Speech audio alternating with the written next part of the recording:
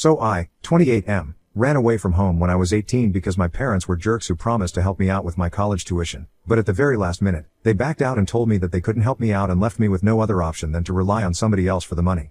Let me just make it clear, I was not entitled enough to believe that they owed it to me or anything, but I had been told by my parents, categorically, that they would pay my college tuition for me when the time came. My parents were well off, my dad had his own business, and it was quite successful in its own right, and my mother was a moderately successful real estate agent. So I had a relatively comfortable childhood and everything was taken care of. I never had to worry about money and I am thankful for it. I went to private school my entire life and never had to work a day until I turned 18.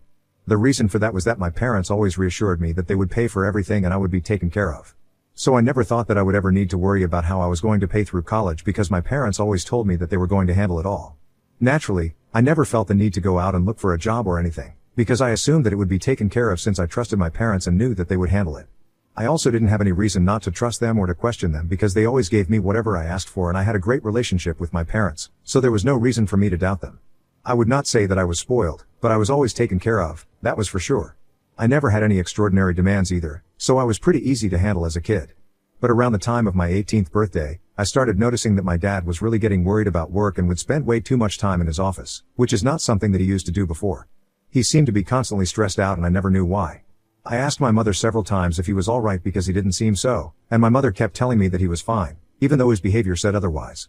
This went on for a few months and I just assumed that it might be something work-related that he wasn't willing to talk about, but I didn't let it affect me because I had my finals coming up and I was too busy studying and cramming last minute to care about anything else. After my finals were over, it was time for me to celebrate my 18th birthday and I was having a relatively stress-free week until the day of my birthday. On the morning of my birthday, my parents came to my room and wished me well, but instead of leaving, they told me to get dressed and come downstairs for an emergency family meeting in the living room. They looked pretty grim, and that should have been my signal to understand that something was very wrong, but I still had no idea what was about to come. I got dressed quickly and headed downstairs. Once we were all seated, my father started telling me that he had kept a secret from me for quite a few months now, but he thought that it was the right time to tell me the truth now. My mother could barely look in the eye and my dad also seemed pretty fidgety. He told me that the business has been struggling for the past couple of months, which is why he had been working extra hard to make ends meet and to be able to pay all of his employees, but it's been a struggle. He told me that he himself had to take several salary cuts just so he could still continue to pay his employees, and my mother was the one handling all the household expenditure for the past few months, which was difficult because our lifestyle was quite expensive and my mother did not make enough, at least not as much as my dad. But things were back on track now and his business was finally doing well again, so they were going to recover the losses soon enough. I thought that was what the meeting was about, so they would just include me and tell me about it. But there was more to it, and that's what they wanted to talk to me about. They told me that now, since they were going to have to be a little more careful with money, they could not afford to send me to college on their dime anymore. I was shocked because I thought they told me that the business was doing well again, so there was no reason they couldn't afford to send me to college and pay for me. But they told me that apparently, the losses in the business were not all. They had also apparently spent my college fund on a holiday home in Cabo, a couple of months ago, right before my dad's business started suffering. They could have sold the holiday home, but they figured that they were just going to earn back the money soon enough and did not think that my dad's business would be in a slump for so long. My parents did not sell the holiday home, because they felt attached to it and continued to spend money from their own pocket instead of just doing the sensible thing and selling a few of their unnecessary assets. This is what led them to realize that they could not send me to college, not without their finances taking a huge hit. And that was it. My world turned upside down that day and I remember just losing my absolute mind when my parents told me that they would not be able to live up to the promises that they had been making to me for the past few years. I wasn't mad at them because my dad's business was doing badly. That would be pretty shallow of me. But I was mad that they didn't think it was important to tell me about it so I could at least get a job or something and try to earn some money of my own, so I wouldn't have to depend entirely on them for my college tuition. I know that it wouldn't be much. I wouldn't be able to make much money by working for a few months before I was supposed to start college, but at least it would be something. I was also very upset that they had chosen to keep the holiday home and everything else, instead of just selling off a few things like normal people. It was pretty materialistic of them to prioritize that instead of my education. I think I yelled at them about it for a long time and their only defense was that they were very attached to these things, and it held a lot of sentimental value to them, which was a lot of BS because how can that ever be more important than sending me to college? Especially when they had promised me, so many times, that they would take care of it all. I was really disappointed, and I didn't bother to hide it either. They had really hurt my feelings by lying to me and hiding things from me, especially when these were things that I deserved to know and more than deserved. I needed to know it because otherwise it would only create trouble for me in the future, and it did. We got into a very bad fight that day, My parents accused me of only caring about money and being an entitled and ungrateful brat, but I don't think that was right because I was only asking for what had been promised to me. I didn't think that they had to pay for my college tuition, but after they had promised me for years that they would, I think it was fair for me to be mad. Even if they had told me about it a couple of months before they did, I wouldn't have had a problem with it, but they told me just a few weeks before I was supposed to start and it left me with nowhere to go and I was a total mess. A lot of things were said and the fight ended with me going back up to my room and crying until it was dark. It was my birthday but I didn't even want to talk to anybody, so I turned my phone off and tried not to think about my bleak future. I could get a student loan, but even that would require my parents to sign off on it, and given their financial condition at the time, it would take them a while to recover from the losses that they had faced in the past few months, and I don't think that they were ready to take on a loan at that point of time, otherwise, they would have suggested it themselves. So I didn't know what to do, and I just kept crying in my bed because I was so upset. What made me feel worse was the fact that my parents didn't even bother to come up and check on me, as if they didn't even care about me. That really hurt my feelings, and towards the evening, I started feeling upset and angry instead of just sad. In the heat of the moment, I decided that I was going to teach my parents a lesson and started packing my clothes and stuff so I could run away from home. At the time, I was not aware that this would turn into a permanent thing, and in no way would I have ever been able to predict my future in 1,000 years when I was 18. I guess I was being a bit of a brat at that time because I just wanted to get back at my parents and get them all worried about me. So I sneaked out of my room and out through the kitchen door, carefully enough, not to alert anybody in the house that I was leaving. I was quiet enough and was able to leave without much noise and nobody noticed that I was gone. From there, I headed to my girlfriend, my current wife's house. My wife, Haley, 28F, was my childhood sweetheart, and I knew that I could count on her. Besides, she had been calling me all morning, but I hadn't been able to respond to her, so I thought I would just pay her a visit. I also knew that I was welcome at her home whenever I wanted to go because her parents loved me and it would not be an issue. When I got to her house, she was the one who opened the door and she told me how worried she had been because I hadn't been responding to any of her calls or messages all day, and I had even canceled the party that I had invited them over for. So we hugged out and I told her everything that had happened that day. She seemed shocked because she knew my parents as well and she was also struggling to come to terms with the fact that they would do something so stupid. I told her that I had run away from home with a few of my things and I was going to hide out in her house for a few days and she seemed to be okay with it. But when I told her parents about my reckless plan, they were obviously against it and tried to tell me, as politely as they could, that it was a very bad idea, and it could backfire on all of them if they helped me out. At the time, I didn't realize that what they were saying was true, because I was just an idiot and tried to argue with them, but they told me, very firmly, that they were going to call my parents and talk to them, but I could stay here until they had sorted things out. I didn't mind it though since I knew that her parents and my parents were good family friends, so they would probably at least get my parents to apologize to me, which is pretty much just what I wanted at that point because that's the least that they could do for me. Instead, when my in-laws, Haley's parents, came back into the room after about an hour of being on the phone, they told me that I had to live with them for a few days because my parents were not ready to take me back yet. I guess, in a way, I have to thank my in-laws for making that phone call because otherwise, my life probably would have taken a very different turn. On the phone call, Haley's parents had apparently told my parents that I had run away from home after they had told me that they would not be able to pay for me to go to college and they had expected them to have a good laugh about it because it was kind of childish of me since I was just trying to teach them a lesson. But my dad was furious on the phone and he screamed at Haley's dad and told him that if I really wanted to run away from home, then I could live with them for as long as I wanted to. And that he was not ready to take any more responsibility for me or what I did, since it was very clear that I was nothing but an ungrateful brat and I didn't care about the well-being of my parents, I only cared about money and myself. So they were done with me now and I could either apologize to them and beg for forgiveness or I could stay away from my parents. My in-laws had the good sense not to tell me about what they had been told on that phone call when they came back into the room and just told me that I had to stay with them for a few days and I was okay with it because it just meant that I got to spend more time with my girlfriend. I also assumed that my parents would come around eventually and everything would be fine again, but that never happened. On the third day of my stay at Haley's house, her parents sat me down and finally told me that my parents had said that they were not going to speak to me until I had apologized to them for my behavior.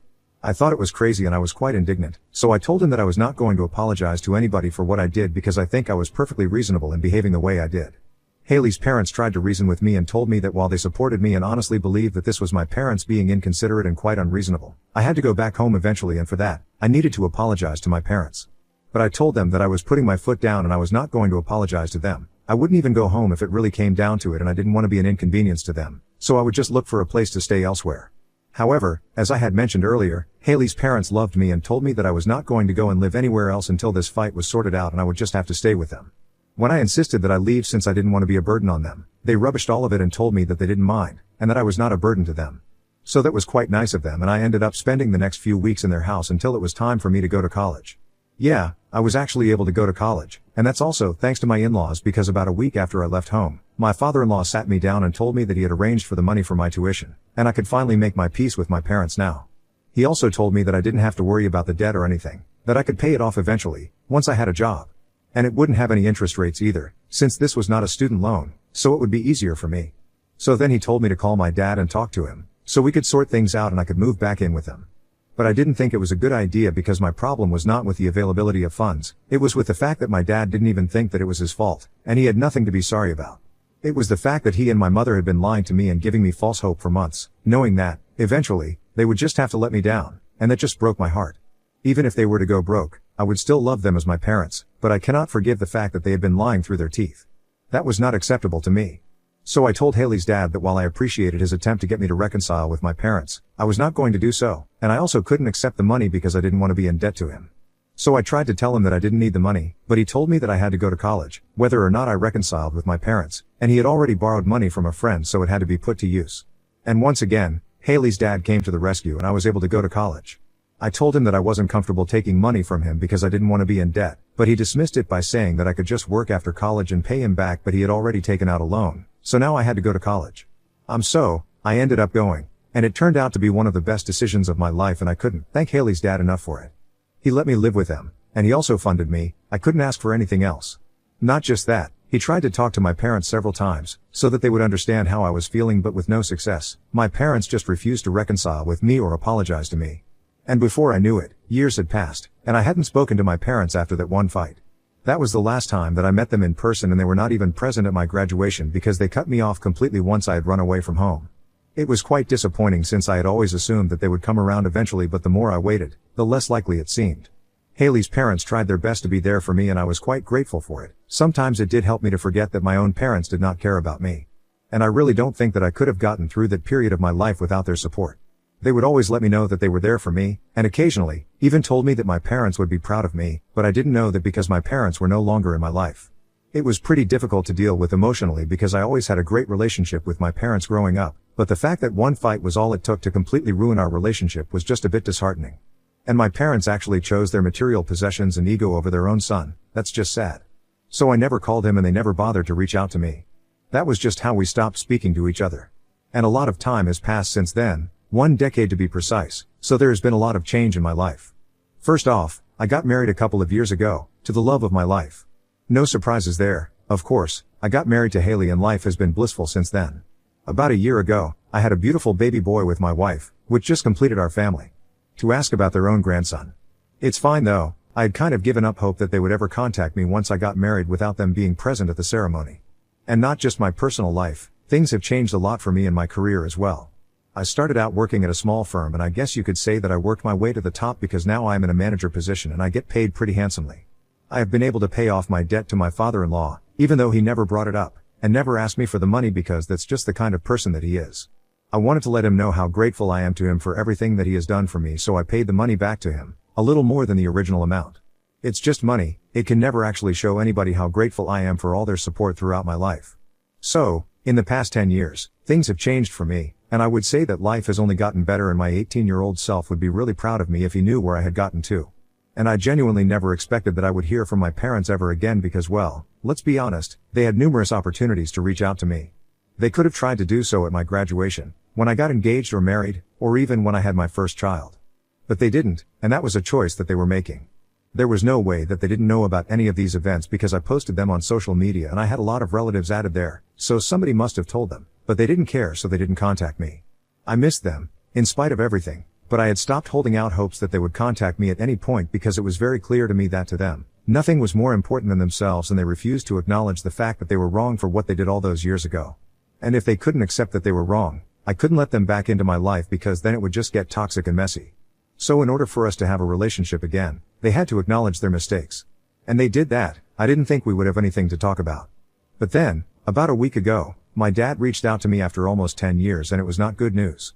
After some small talk about my job and my life, he informed me on the phone call itself that my mom's health was deteriorating and he wanted me to come back home for a couple of days, so I could spend some time with my mother. When I asked him what was wrong, he told me that my mother had been diagnosed with Parkinson's disease a couple of years ago, and she was really suffering. I was shocked that it had been years since her diagnosis and my parents hadn't thought it was important to tell me about it, regardless of our fights and everything. I think this was pretty big news, and I should have been told about it. I couldn't hold back my anger and I snapped at my dad, asking him why he hadn't told me, and he told me that he didn't think it was important because he didn't think I would care since I hadn't reached out to them for a really long time. So we ended up getting into another fight where it was just us blaming each other for not reaching out and being too egoistic. I was accusing him of the same thing that he was accusing me of, but I was convinced that I was right. After some arguing, my dad Snapchat me and told me that he had known it would be a bad idea to call me, and that my mother had been wrong. I still didn't care about them, and was going to hold a grudge forever. So then he hung up and we didn't speak after that. I told my wife about that conversation, and she told me that instead of fighting with him, I should have just agreed to visit my mother, because all things said and done, they are still my parents and my mother is sick. And if she was asking for me to visit, then my dad and I should have just let sleeping dogs lie instead of letting our massive ego get in the way of a family reunion. She thinks that choosing to fight with my dad instead of just letting it go because it has been 10 years was not the right thing to do, and she wants me to visit my parents so I can meet my mother. But I don't agree. I think my dad is being very inconsiderate and I don't want to go to his house because then I will be forced to apologize to him or at least address the elephant in the room. But I'm also afraid that I might eventually never be able to speak to my parents again, and I don't think I want that. So Ida, because I fought with my dad when he called me to tell me bad news about my mother? Update 1. Hello. So I spoke to my wife again, and Haley really made me realize the fact that I was acting exactly like my father by refusing to reconcile with my parents. So now, I have decided that I'm going to visit my parents and try to fix things with them. I'm not going to apologize, because I don't think I owe that to them, and I'm sure that they are not going to apologize to me either. But anyway, in a couple of hours, I will head out and Haley will stay at home with our son. We have decided that if everything goes well this time, I might even invite them home to meet their grandson. This family feud has gone on for too long and I think it's time to the hatchet. I want my son to have a relationship with his grandparents, and I want to have a relationship with my parents because, like Haley said, at the end of the day they still are my parents. I still don't know how they are going to respond to my visit, but I'm hoping that things work out well. Keeping my fingers crossed. Pray for me. Update 2. So I came back from my visit to my parents a couple of hours ago and I'm happy to say that it went pretty well. My dad was the one who opened the door to me, and as soon as he saw me there, he just broke down into tears and pulled me into a big bear hug. And I started crying as well because it had been so long. It was just way too emotional for me, and then I met my mother. She looked like a shell of her past self, and that was really depressing. We talked about a lot of things. I told them all about my life and it was nice. We also reconciled and decided that we were all being really stupid. They apologized for the incident from 10 years ago and said that they should have been better parents, and I told them that in recent times, maybe I could have also been a better son. I have also invited them over for dinner next week and they are finally going to meet their grandson, and I don't know who is more excited about that, them or me. Anyway, I'm just happy that everything went smoothly, and I can finally have a relationship with them again. I came back and told Haley and even she was thrilled about it, so we are thinking about turning the next week into a family dinner, with both our parents. Update 3. Hey. So this is coming just a couple of hours after the family dinner, and oh boy, it was a total blast. Everybody had a great time and it was just really warm and comfortable. My parents and my in-laws finally reconnected after a really long time since they had not been speaking on my account. My parents got to meet my son for the first time, and that was really emotional for them. We all cried a bit. But yeah, we are thinking about turning this into a regular thing now. Being around them really made me realize how much I had missed my parents in the last decade. And now that I'm back on good terms with them, I don't think I ever want to let that go, especially not with my mother's condition. I honestly don't know how much time I have with her and I want to make the most of it, no matter what. So we are going to try and make it a point to meet more often, and I really hope that it works out well for all of us.